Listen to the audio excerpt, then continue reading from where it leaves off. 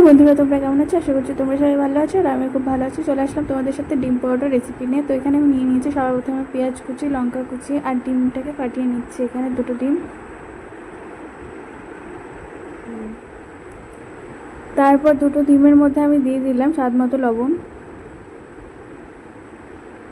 তারপর যে পেঁয়াজ কুচি, লঙ্কা কুচিগুলো ছিল সেগুলো আমি এখানে দিয়ে দিলাম, দিয়ে একটু মিক্স করে নিলাম।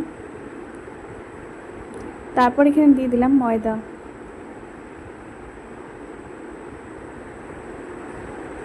ময়দা দেওয়ার পর এখানে একটু হলুদ দিয়ে দিলাম, হলুদের গুঁড়ো।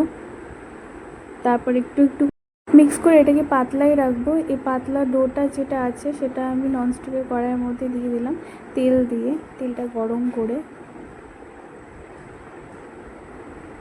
তারপর এটাকে উল্টে পাল্টে ভেজে নেব।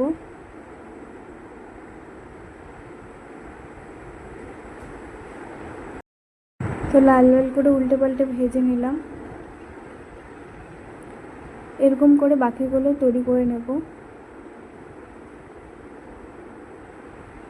ফাইনালি আমাদের ডিমের পরোটা রেসিপিটি তৈরি। যদি ভিডিওটি ভালো লেগে থাকে লাইক, কমেন্ট, শেয়ার, সাবস্ক্রাইব করবে, পাশে থেকো।